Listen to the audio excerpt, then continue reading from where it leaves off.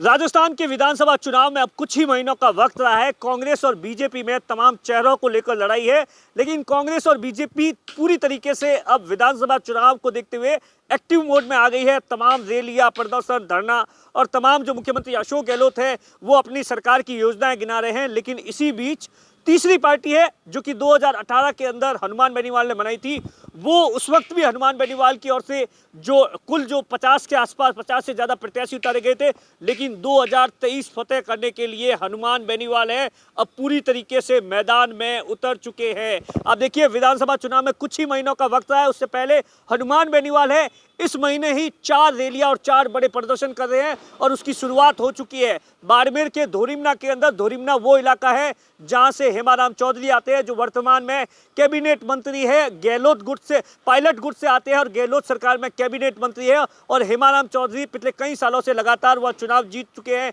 2013 का चुनाव हार चुके थे, उसके बाद में 2018 के अंदर फिर से चुनाव जीते थे। इस बार कहा जा रहा है कि हेमाराम चौधरी चुनाव लड़ेंगे या नहीं लड़ेंगे, लेकिन उसी इलाके से इस बार हनुमान बेनीवाल है अपनी रैली की शुरुआत है, जो रैली की शुरुआत है धोरिमना से करने वाले हैं और इसी महीने के तीसरे सप्ताह के अंदर रैली की शुरुआत है।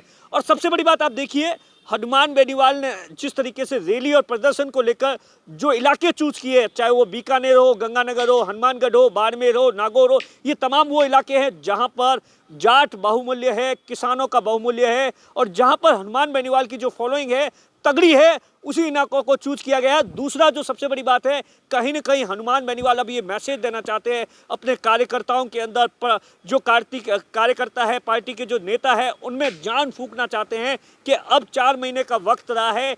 अब जो तमाम 4.5 सालों से संघर्ष कर रहे थे हनुमान बेनीवाल, चाहे वो पेपर लीक का मामला हो या टीडी का मामला हो या बजरी का मामला हो, इन तमाम मुद्दों पर हनुमान बेनीवाल ने सड़कों पर संघर्ष किया है। इस बात से इनकार नहीं किया जा सकता। आप देखिए, बाड़मेर के अंदर तो हनुमान बेनीवाल की पार्टी ने 100 दिन से ज़्यादा बालोतरा के अंदर बजरी की दरों को कम कराने को लेकर धरना दिया था और हनुमान बेनीवाल खुद एक दिन धरने पर बैठ गए थे। अब इसी मामले को लेकर उस वक्त हनुमान बेनीवाल ने यह ऐलान किया था कि बजरी की अगर ये दरें कम नहीं हुई तो पूरे राजस्थान के अंदर हनुमान बेनीवाल है वो आंदोलन करेंगे और उसी की शुरुआत हो चुकी है।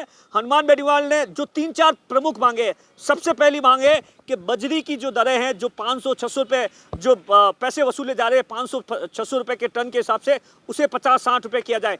दूसरी जो सबसे बड़ी मांग है, जो टोल है वो फ्री की जाए। तीसरी, जो पेपर लीक के मामले के अंदर आरोपी है, जो किसानों के कर्जे हैं, इन तमाम चीज़ों को लेकर हनुमान बेनीवाल है वो अब पूरी तरीके से मैदान में उतर चुके हैं। कहीं ना कहीं हनुमान बेनीवाल ये भी देखना चाहते हैं कि आखिर किस तरीके से पार्टी के गठबंधन कहाँ किया जाए। तमाम चीज़ों को लेकर इस बहाने हनुमान बेनीवाल अलग अलग इलाकों में जाकर अपने कार्यकर्ताओं की नब्ज टटोल रहे हैं। लेकिन हनुमान बेनीवाल की कल की जो बीकानेर के अंदर जो एक रैली हुई है, उससे कहीं ना कहीं कांग्रेस और बीजेपी सकते में है कि हनुमान बेनीवाल के पीछे खास तौर से आप देखिए युवा नजर आ रहे हैं। और बाड़मेर के अंदर तो आप देखिए 2018 के विधानसभा चुनाव के अंदर बायतू के बाद में शिव, चौहटन, इन 3 और चौथी जो विधानसभा थी सिवाना, और इन 4 विधानसभा सीटों में से आप देखिए हनुमान बेनीवाल की पार्टी को 1 लाख से ज़्यादा वोट मिले थे।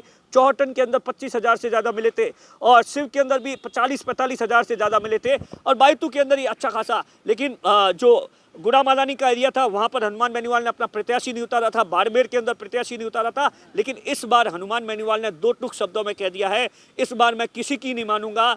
जितने भी विधानसभा क्षेत्र है वहाँ से हनुमान बेनीवाल की पार्टी चुनाव लड़ेगी। और इसी बात ने कांग्रेस के नेताओं के अंदर एक खौफ पैदा कर दिया है कि आखिर हनुमान बेनीवाल लड़ते हैं बाड़मेर जैसे इलाकों में तो इसका एक बड़ा नुकसान है, हो सकता है कि कांग्रेस को हो। लेकिन अब सबकी नज़र इस बात पर है कि हनुमान बेनीवाल की बाड़मेर की धोरिमना की रैली में कितने लोग आते हैं, बाकी जगह पर रैली के अंदर कितनी भीड़ उमड़ती है।